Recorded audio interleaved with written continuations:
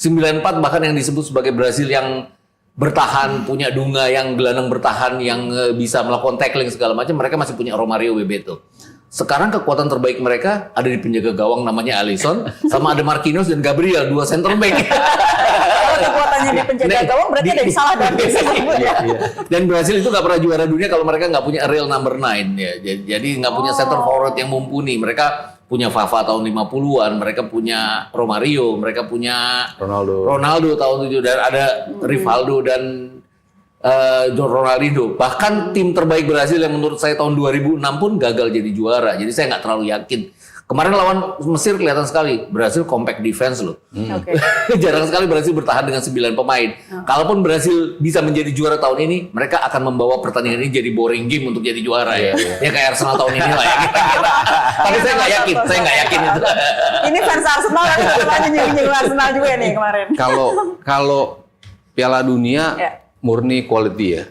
Quality dari squad dan juga ya punya pengalaman, punya segala macam lah. Spanyol itu kan menjadi negara terakhir yang menjadi juara sebelumnya kan cuma ada 6 negara tuh yang juara. Akhirnya negara barunya muncul di Spanyol 2010 gitu. Setelah itu juara lama lagi yang muncul gitu. Artinya kan emang nih eksklusif grup yang bisa untuk juara Piala Dunia. Kalau Euro memang sering ada kejutan gitu. Yunani aja pernah menjadi juara, Portugal sempat menjadi juara. Faktor kejutan itu kalau di Euro tuh masih ada gitu. Tapi kalau di Piala Dunia tim-tim dengan history, harusnya Brasil ada di situ. Tapi kan kita bicara quality juga. Nah, quality yang saat ini tidak dimiliki oleh Brasil.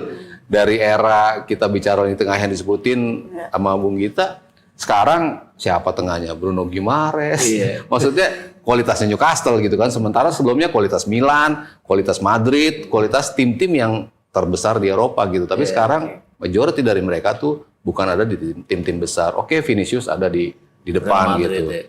Neymar juga ya faktornya cocok apa enggak, terus cedera juga gitu. Ya paling bagus ya memang Marquinhos lah, tapi Marquinhos sudah berapa, usianya udah berapa gitu. Kalau suruh ngejar pemain-pemain kencang juga bahaya juga gitu kan. Tapi di bawah Ancelotti kayaknya faktor-faktor kejutan itu mungkin muncul gitu. Karena dia tuh kan bisa menerapkan strategi yang simple, lu main bola yang biasa aja, tapi lu dapat hasilnya gitu.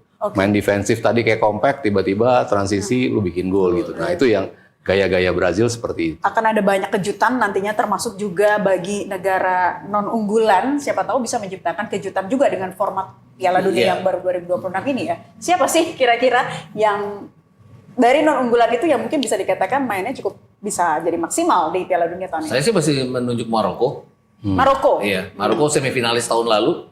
4 tahun lalu. Sekarang juga dengan, apalagi sekarang pemain-pemainnya bukan, saya nggak liatin 4 tahun lebih tua ya. 4 tahun lebih pengalaman malah sekarang. Brahim Diaz, terlepas apapun yang terjadi insiden Piala Afrika, ya mereka dapnya adalah juara Afrika sekarang. Iya kan. Terus banyak pemain-pemain seperti Ismail Saibari itu nggak terlalu kelihatan karena dia main di Liga Belanda, tapi bersama tim nasional dia sangat luar biasa juga. Ini kebalikannya. Di klub nggak oke aja, tapi di tim nasional mereka sangat mumpuni. Mereka benar-benar total untuk tim nasional. Ini yang tidak terjadi juga di Brazil. Casemiro bagus di klub, tapi nggak terlalu bagus pada saat di tim nasional. Gabriel Magalhaes dan Marquinhos bagus di klub, nggak terlalu bagus di tim nasional. Saya pikir Maroko sama satu lagi Jepang ya. Jepang, Norwegia, Uzbekistan. Norwegia iya. Daya kedornya oke ya, Uzbekistan nggak terlalu saya pikir. Tapi kalau Jepang, saya pikir juga Belanda harus hati-hati terhadap Jepang untuk perebutan juara grup ya. Dan kalau Brazil kepleset dari Maroko, udah ketemu 32 besar lawan Jepang, itu juga sama bahayanya jadinya. Mas Sabto, tambahkan. Iya. Jepang sih kalau kejutan ya, menaruh respect besar terhadap Jepang, based on Piala Dunia kemarin, bisa mengalahkan Spanyol dan juga Jerman. Lalu perjalanan menuju ke sini, tim-tim yang dikalahin itu juga nggak main-main.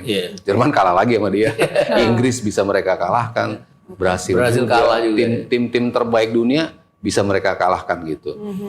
Memang ada beberapa pemain inti yang nggak main gitu ya. Salah satu Mitoma nggak ikutan. Itu bisa menjadi faktor penentu juga. Cuman siapapun yang bermain untuk Jepang, mereka kan nggak pernah hilang tuh. Kualitasnya nggak pernah hilang, intensitasnya nggak pernah hilang karena sistem yang emang dibangun untuk Jepang tuh bisa membuat mereka selalu tampil dengan level tertinggi gitu. Jadi kalau yang paling memungkinkan kejutannya tuh Jepang. Tapi Jepang kalau nggak salah di 16 atau 8 ketemunya Brasil tuh. Dan 32 malah itu. Malah 32 ya? Bukan. Kalau nanti kalau sama-sama juara grup mereka akan ketemunya di 16 ya. Tapi kalau salah satu runner up mereka udah ketemu di 32. Berarti megang siapa? Brasil atau Jepang? Jepang. Tapi kalau Jepang ketemu Belanda seperti yang tadi Mas Gita sampaikan. Di grup itu ya. Di grup. Kan di pertandingan pertama grup itu. Iya, Itu nggak terlalu yakin bahwa Belanda akan bisa bukan, itu akan sangat seimbang ya. Bahkan kalau melihat Belanda kan kadang-kadang di grupnya juga agak berat, nanti di fase knockout mereka sering bikin kejutan-kejutan 1-2 lah. Tapi saya pikir ini kesempatan. Belanda sudah pernah mengalahkan Spanyol, sudah pernah mengalahkan Jerman di grup Piala Dunia. Di persahabatan mereka bahkan mengalahkan Inggris, mengalahkan Brazil ya. Belanda salah satu mungkin yang possibility dikalahkan juga oleh Jepang. Dan kalau sampai Jepang mengejutkan, kita kan bisa bangga. Kita kalahnya dari Jepang. Oke. Nah, kalau kawasan mana yang paling diuntungkan dari penambahan slot peserta ini sih, Mas Sabto? Asia sih harusnya ya. Kalau kita bicara dulu cuma 2, bertambah menjadi 3, 5 karena Korea Selatan, Jepang jadi tuan rumah.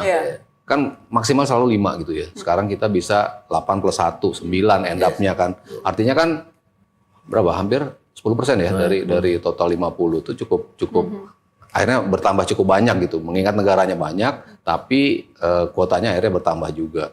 Dan kualitasnya pun semakin ramai juga gitu. Kita bicara tim-tim yang tradisional dari Asianya sudah pasti lolos ya, seperti Korea, Jepang, Iran, Australia. Tapi ada negara-negara baru yang bisa mencuat juga, Uzbekistan, Jordan. Ya kita lagi-lagi hampir negara-negaranya tuh punya kesempatan untuk bisa lolos dan akhirnya ngebuktiin. Tapi ini menjadi pembuktian juga kan, FIFA kan juga melihat seperti itu. Ketika kuotanya bertambah, tapi nggak bisa memberikan kualitas yang sepadan dengan yang diharapkan oleh FIFA, kadang-kadang berubah tuh. Berubah, kita switch ke Afrika nih, kemarin mereka lebih berprestasi di Piala Dunia gitu. Ada hal-hal semacam itu yang akan diberikan. Ada juga negara yang tidak terkalahkan di kualifikasi, Inggris dan juga Norwegia. Bagaimana melihat peta kekuatan keduanya? Norwegia yang jelas ya, bahwa ini kekuatan. Norwegia terakhir lolos tahun 98 ya, pada saat mereka Golden Generation. Kemudian mereka bertahan sampai Euro 2000 ya, tapi pelan-pelan kemudian mereka hilang. Perlu 20 tahun lebih buat mereka untuk mendapatkan kembali seperti Haaland, Strand Larsen, Odegaard dan segala macam. Nah ini kesempatan juga bahwa, tapi balik-balik lagi kalau dihitung apakah akan ada kuda hitam, salah satunya ya Norwegia ya, Jepang, Norwegia dan Maroko yang bisa menjadi kuda hitam di turnamen kali ini. Atau kalau Brasil mengejutkan, Brasil kuda hitam. Mas Sabto silakan. Inggris selalu menarik ya untuk dikulik lah istilahnya seperti itu. Tim yang dikatakan moyangnya sepak bola, tapi kok juaranya cuma sekali tahun 66 doang itu kan sebagai tuan rumah. Tapi habis itu mereka kayaknya terjegal mulu gitu. Bahkan ya, terakhir-terakhir doang mereka bisa sampai jauh setelah era Southgate gitu.